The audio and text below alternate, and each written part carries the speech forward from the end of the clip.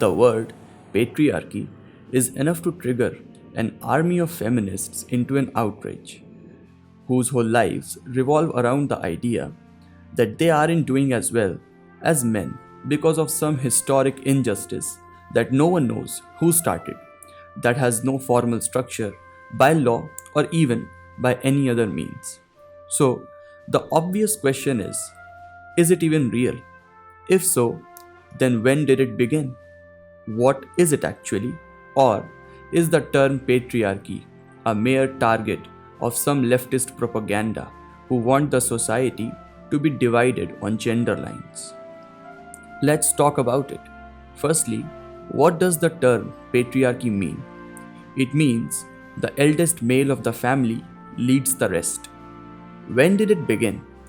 Well, in reality, there is no formal date to it, but your feminist friend might tell you that it's a conspiracy against women done by men of the world a few thousand years ago. Some 5,000 years ago, all men of the world came to terms and decided that they will keep women out of power. Legend has it, though, there were no means of communication amongst different civilizations, yet all men of the world managed to communicate and establish the laws of patriarchy, surprisingly, which went pretty uniform all across the globe, from Mayans in Mexico to Indians of Indus to the tribes of the world. All agreed to subjugate women and agree that men shall hold on to all the power. Wow! Only all the matters were as simple as establishing patriarchy, the world would have been such a beautiful place. But dear feminist Didi, there was no way for different parts of the world to communicate. Yet, how did they apply the same laws? Wait, there wasn't even a law because there was no standard script, no standard language. Hunt, eat, sleep, repeat was pretty much the whole human life with reproductive breaks in between. So, when did it actually begin? Well, even the animals have it, the concept of an alpha male, where the strongest male leads the gang and has multiple partners, is prevalent across the majority of the species.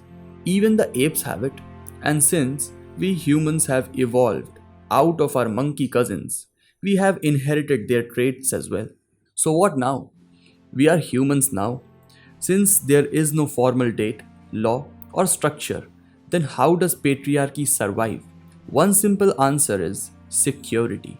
Men provided women with security, hunted for them, and earned for them, while women cooked, bore children, and took care of the household is pretty much 90% of gender roles across history. But there is another key element, that is leadership, and the other is warfare. Men have led and fought all the wars for their people. Remember any war? The ones who fell were someone's son, husband, or brothers.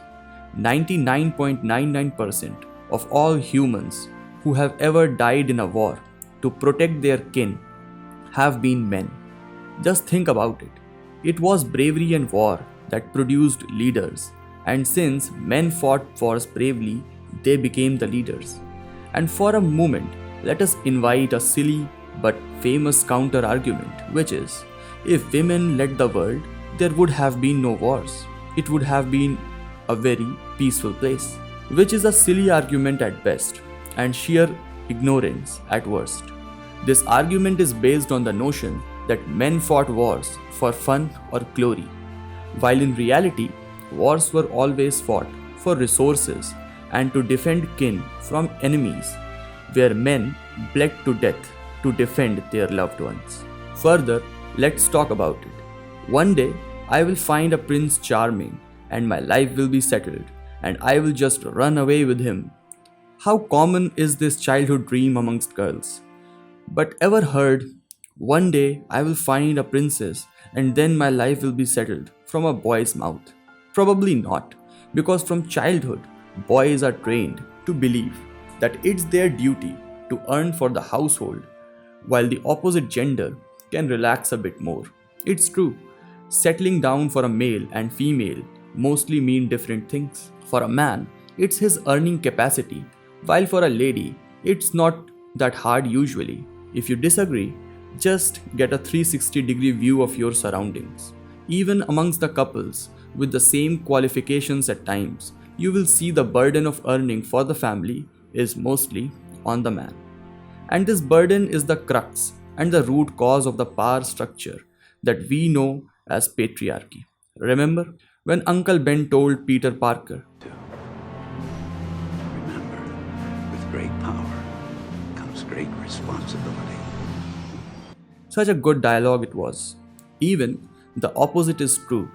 With great responsibility comes great power. Because when one person shares the burden of responsibility more than the other, they naturally assume more power. As wise men of the old times would say, the only way to maintain any power structure of the world is if power and responsibility are proportional. And this takes us to the main issue. No matter how much you glorify household work, doesn't matter if you call a housewife a housemaker, the truth at our disposal is that it's nothing in comparison to the challenges one has to face in the outside world. The professional world is always more challenging than taking care of the household, and this has always been the case. Men have always bore more burden than women, and thus they have always yielded more power.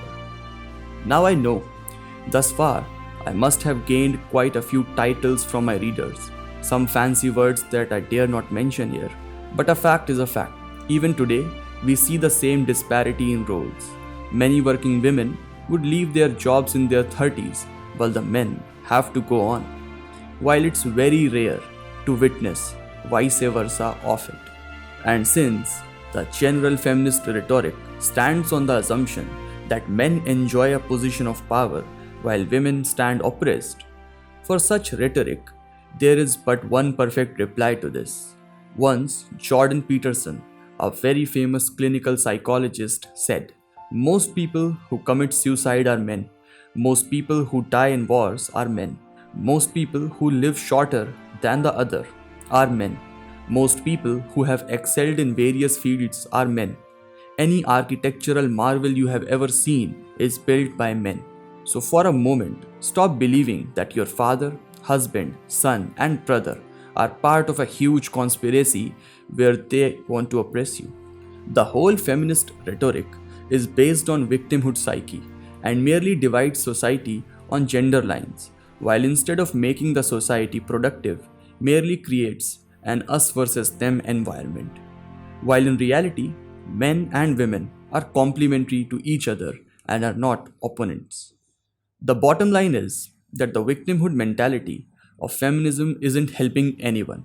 The only way to establish the utopian sense of equality imagined by hardcore feminists is for them to stand up and chase human excellence in their desired fields. Shouting equality for all doesn't make it a ground reality. It shows when all parts of society work that way. Since the dawn of evolutionary cycles of primates, patriarchy has stood as a phenomena of nature.